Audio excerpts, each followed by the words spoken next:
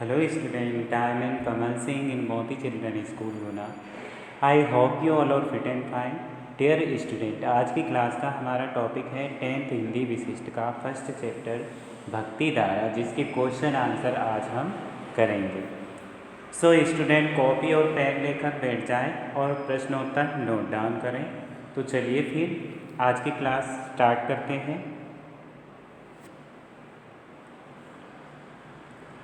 Chapter का नाम है भक्ति धारा। भक्ति धारा के अति लघु उत्तरीय प्रश्न हम सर्वप्रथम हल करेंगे। ठीक है, फर्स्ट क्वेश्चन है पद में मीठे फल का आनंद लेने वाला कौन है। पद में मीठे फल का आनंद लेने वाला कौन है? तो मीठे फल का आनंद लेने वाला कौन है? गूंगा व्यक्ति। कौन है मीठे फल का आनंद लेने वाला? गूंगा व्यक्ति।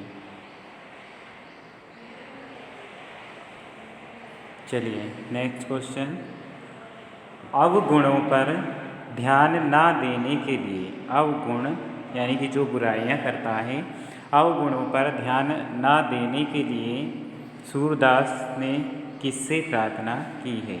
तो अवगुणों पर ध्यान ना देने के लिए सूरदास ने प्रभु श्री कृष्ण से प्रार्थना की है। ठीक है, अवगुण का मतलब जितनी बुराइयां हैं या फिर जो कमियां हैं। ठीक है, अवगुणों पर ध्यान ना देने के लिए सूरदास ने किससे प्रार्थना की है? प्रभु श्री कृष्ण से। नेक्स्ट क्वेश्चन, पारस में कौन सा गुण पाया जाता है? तो हमने पढ़ा था कि पारस एक प्रकार का पत्थर होता है। क्या होता है? पारस एक प्रकार का पत्थर होता है जिसमें यह गुण पाया जाता है। पारस में कौन सा गुण पाया जाता है कि पारस को जैसे ही हम लोहे से स्पर्श करेंगे तो लोहा क्या बन जाता है? लोहा सोने में परिवर्तित हो जाता है। ठीक है, तो ये पारस में एक प्रकार का गुण पाया जाता है। क्वेश्चन है आपका, पारस में कौन सा गुण पाया जाता है? तो हम क्या लिखेंगे? पारस एक प्रकार का पत्थर होता है जिसमें यह गुण पाया जाता है कि इसके स्पर्श से क्या होता है? लोहा सोना बन जाता है। किसके स्पर्श से? पारस के स्पर्श से। नेक्स्ट, जायसी के अनुसार संसार की सृष्टि किसने की है? जायसी जो लेखक हैं या कवि हैं, उनके अनुसार इस संसार की रचना या सृष्टि की रचना किसने की है? तो हमने जैसा कि चैप्टर में पढ़ा था, जायसी के अनुसार संसार की सृष्टि आदि करतार यानी कि भगवान ने की है। किसने की है? भगवान ने की है। नेक्स्ट क्वेश्चन है, ईश्वर ने विभिन्न प्रकार के जो रोग दिए हैं, उन रोगों को दूर करने के लिए मनुष्य को क्या दिया है ईश्वर ने? तो ईश्वर ने उन रोगों को दूर करने के लिए मनुष्य को क्या दिया है? औषधियाँ प्रदान की है। विभिन्न प्रकार की दवाइयाँ और औषधियाँ ईश्वर ने हमें प्रदान की है। नेक्स्ट क्वेश्चन है, स्तुति खंड में जायसी ने कितने दीपों और भुवनों की चर्चा की है?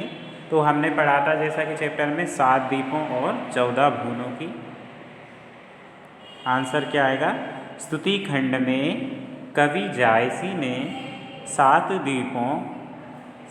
दीपों और 14 भुवनों, 7 दीपों और 14 भुवनों की चर्चा की है। नेक्स्ट क्वेश्चन है, जायसी ने कथा किसका स्मरण करते हुए लिखी है? जायसी ने जो कथा लिखी है वो किसका स्मरण या ध्यान करते हुए लिखी है? तो आंसर आएगा, जायसी ने आदि यानी कि भगवान, एक करतार भगवान का स्मरण करते हुए कथा लिखी है, जिसने जायसी को जीवन दिया और संसार का निर्माण किया। किसने हमें जीवन किसने दिया? भगवान ने। और इस संसार का निर्माण किसने किया? भगवान ने। तो जायसी ने भी उन्हीं का स्मरण करते हुए ये कथा लिखी है।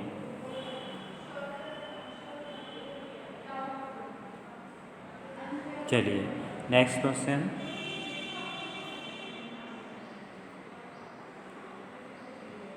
अब आ जाइए भक्ति धारा के लघु उत्तरीय प्रश्न। फर्स्ट क्वेश्चन है, सूरदास ने निर्गुण की अपेक्षा सगुण को श्रेयस्कर क्यों माना है? सूरदास ने निर्गुण की अपेक्षा सगुण को श्रेयस्कर क्यों माना है? आंसर है, सूरदास ने निर्गुण की अपेक्षा सगुण को श्रेयस्कर इसलिए माना है कि निर्गुण तो रूप रेख गुण जाति से रहित होता है। जो निर्गुण होता है वो रूप रेख गुण जाति से रहित होता है, ठीक है, अतः उसका कोई आधार नहीं होता। जबकि सगुण का क्या होता है? एक प्रकार का आधार होता है, ठीक है। क्वेश्चन 2, गूंगा फल के स्वाद का अनुभव किस तरह करता है? गूंगा जो व्यक्ति है वो फल के स्वाद का अनुभव किस तरह करता है? तो गूंगा व्यक्ति फल का स्वाद अंदर ही अंदर उसका अनुभव करता है। किसका? फल के स्वाद का। उसका वह बखान नहीं कर सकता, ना ही उसको वह किसी को बता सकता है। वे मन ही मन और अंदर ही अंदर अपने हृदय में फल के स्वाद का अनुभव करता है, ठीक है। तो गूंगा व्यक्ति फल का स्वाद अंदर ही अंदर अनुभव करता है, वह उसे किसी को शेयर नहीं कर सकता और ना ही बता सकता है, ठीक है। कुब्जा कौन थी? उसका उद्धार कैसे हुआ? कुब्जा कौन थी और उसका उद्धार कैसे हुआ? तो कुब्जा जो है कंस की एक दासी या फिर नौकरानी थी। उसका रोजाना का कार्य था, रोजाना का कार्य क्या था? रोजाना चंदन घिसकर कंस के माथे पर वो चंदन लगाती थी, ठीक है। तो उसका काम कंस को नित्य मतलब रोजाना माथे पर चंदन लगाना होता था। जब कृष्ण मथुरा में थे, जब कृष्ण मथुरा में गए थे तो सबसे पहले उनसे कुब्जा का ही सामना हुआ। जैसे ही कृष्ण मथुरा में गए तो सबसे पहले उनका कुब्जा से ही सामना हुआ। भगवान कृष्ण ने कुब्जा का जो कुबड़ निकल रहा था उस पर हाथ रखा, जिससे वह क्या हुआ? वह अनुपम सुंदरी बनकर उसका उद्धार हो गया। किसका? कुब्जा का। तो कुब्जा एक कंस की दासी थी, ठीक है। उसका रोजाना का कार्य था चंदन घिसकर कंस के माथे पर लगाना। लेकिन जब कृष्ण मथुरा गए तो उनका सामना किससे हुआ? कुब्जा से हुआ, ठीक है। तो भगवान श्री कृष्ण ने कुब्जा का जो कुबड़ सीधा कर कर उसका उद्धार कर दिया, ठीक है। नेक्स्ट क्वेश्चन है, सूरदास ने स्वयं को कुटिल खलकामी क्यों कहा है? सूरदास ने स्वयं को कुटिल खलकामी क्यों कहा है?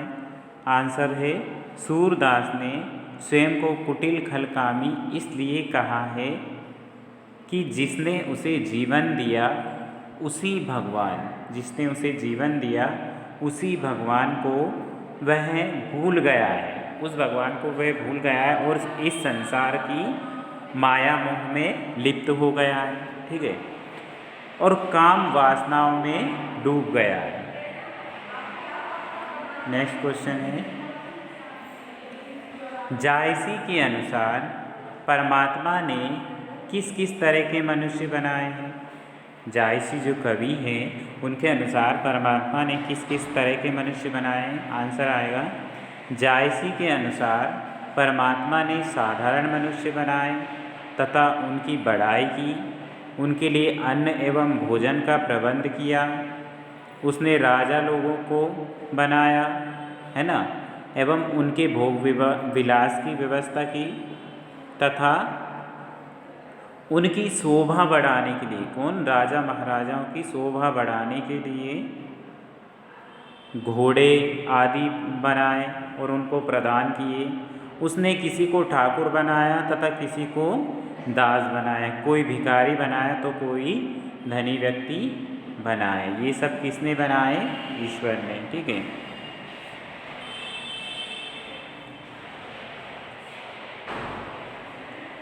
तो डियर स्टूडेंट, आज की क्लास यहीं समाप्त होती है, ठीक है। गद्यांश पद्यांश की संदर्भ सहित व्याख्या हम नेक्स्ट क्लास में पढ़ेंगे और दीर्घ उत्तरी प्रश्न